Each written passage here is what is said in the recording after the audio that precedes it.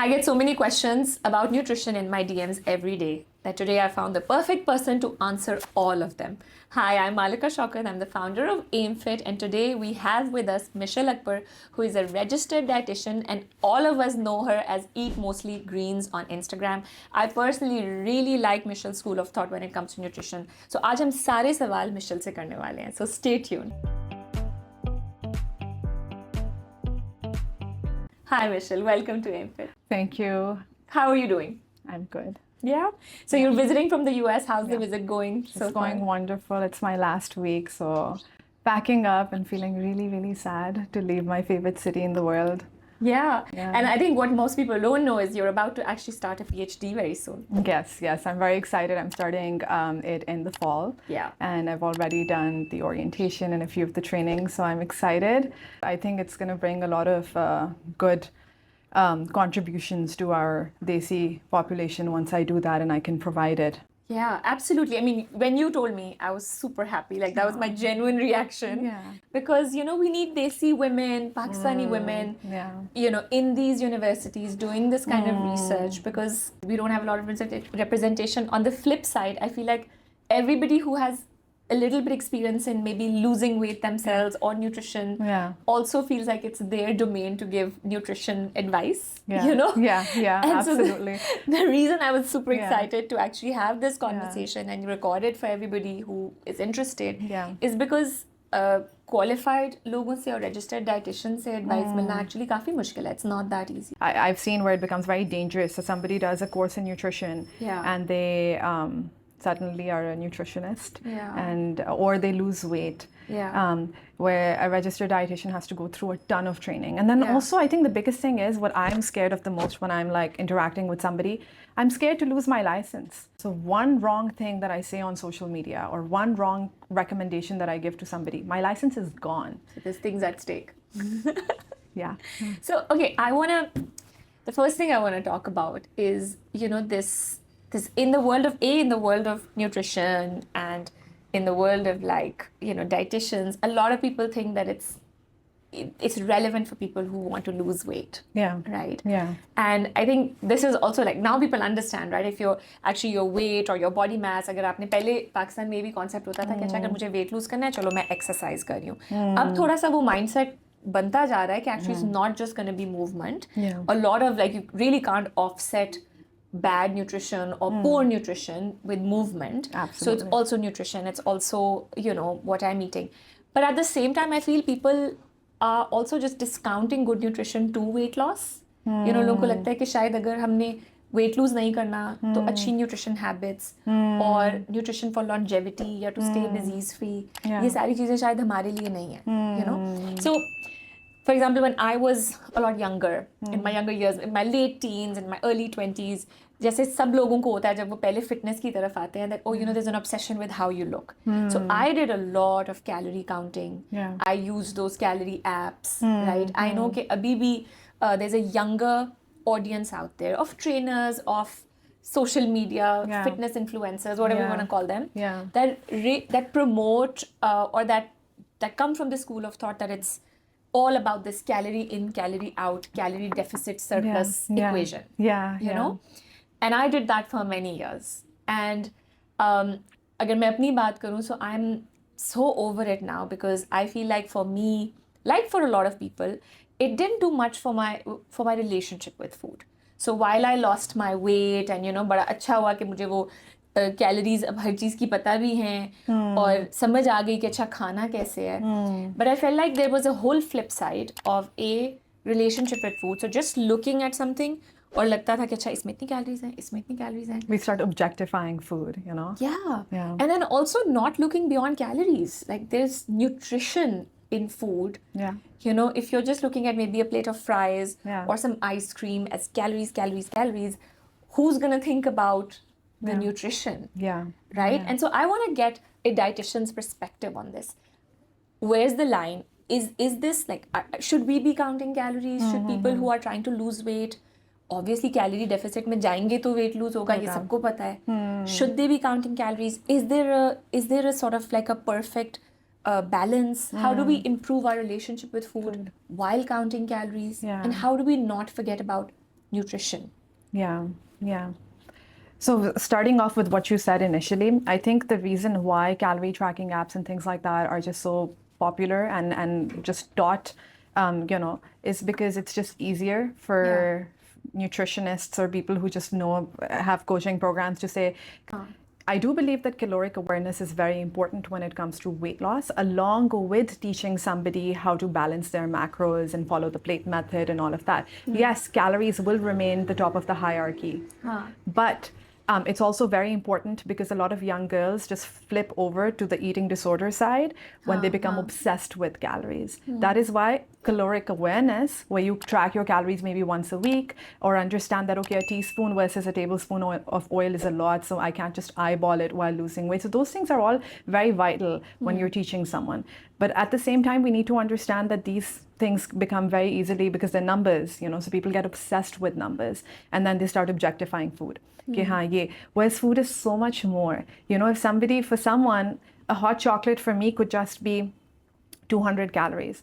Whereas for somebody else, it could be childhood memories. It could be for the soul. It could be a comforting thing, It could be something that brings joy to them and changes their day. And then, of course, the side that you talked about, the nutrition, the macro side, that certain foods are so calorically dense and so good for you. Whereas, there's some foods that can be just empty calories.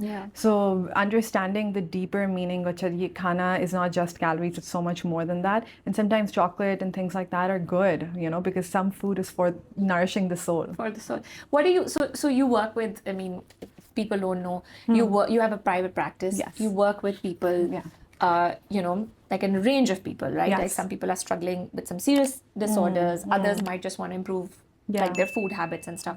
What are you seeing? Like, are people more aware of like food they're eating?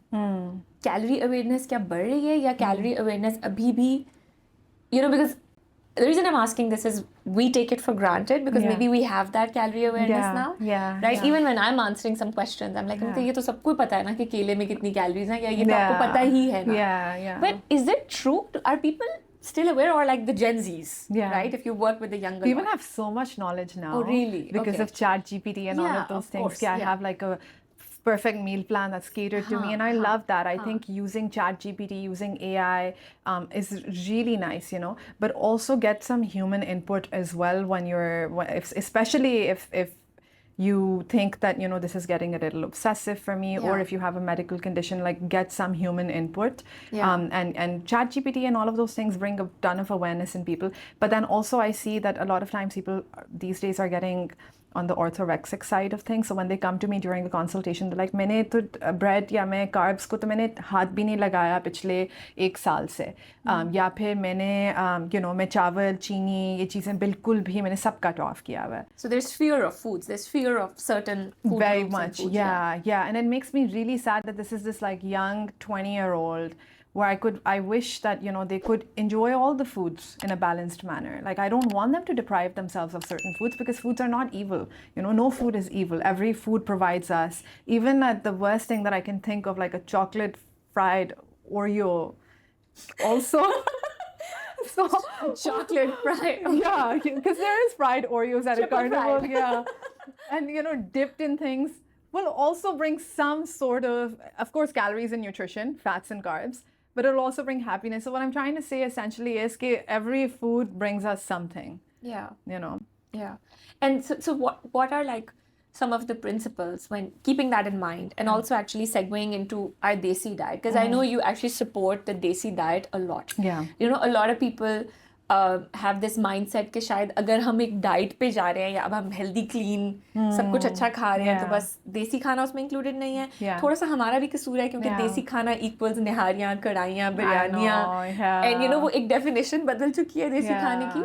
But also what do people need to keep in mind when they do that? Because I know that a lot of people cannot do the chicken sabzi or the boiled stuff and the like that careful meal prep jo koi I guess bodybuilders of certain age groups could maybe do it, but people have life happens, kids happen, there are different people eating in your home. Kabhi parents bhi hain, kabhi bacche bhi hain. And then you're also one of them. Like when we have women in AimFit who come with a fat loss or a weight loss goal, and the first thing they say is कि हमारे लिए separate खाना नहीं बन सकता. Right. Yeah. You know? Yeah. And I think that's true in even Pakistani households, but also a lot more in Desi in abroad. Yeah. Desi households abroad. Wow. कितने खाने बनेंगे, right? Especially खुद बनाने. Exactly. So what are some of the principles, changes? Actually, what I would love to know is what do you do? What's your system? How does it work in your home? Yeah. Because you're also living there and managing a home. Yeah. I think sabse pehle to a Desi diet is something that I've seen is sustainable for people, right? For Desi people. Desi people need Desi diet. If you want it to be sustainable, we can't put them on a dry salad and grilled chicken diet. They'll do it for 2 days and then they'll be like, this is not working out. I hate it. It's not appetizing. It doesn't fulfill me. So I will meal prep a lot of food together. But of course, the only thing that I'm a little bit more mindful of is oil. So how much oil am I putting in? So I generally do like 2 tablespoons for a salad that will last 2 people 2 days, so maybe 4 servings, 2 tablespoons, and then I'll do a dal. So every week I have like a menu rotation in my phone again, which I had to sit down and think, will my family eat this?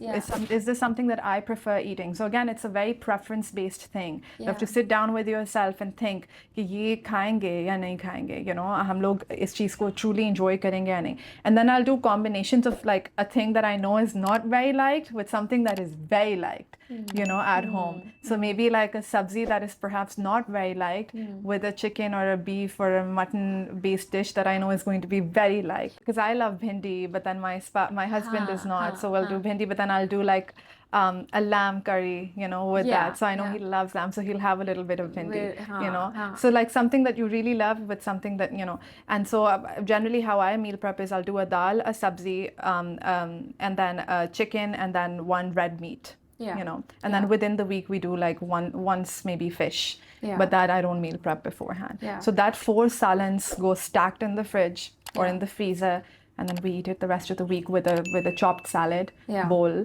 There's always a salad on the table. Even if nobody eats it, it's still going to be there, sitting there looking at us. And then there was one more thing, and then roti, which I've been lucky that we found a really good brand there that gives about 7-8 grams of fiber in 1 roti, 110 calories and 10 grams of protein. So we're very lucky. But people who live here, I just say either find a good flour, या फिर आप खुद घर पे उसको fortify कर सकते हैं with different, with psyllium husk, जिसको इसबगोल कहा जाता है, आप अपने आटे में खुद थोड़ा सा फाइबर ऐड कर लें उसको डो बनाने से पहले. You can add so many, and you're an expert. Flaxseed powder, and like that's my trick of sneaking fiber into the kids' food. Then they won't notice. Parathe में एक flaxseed powder का चम्मच डाल के तो you can do, you've got to do some of those stuff. Exactly.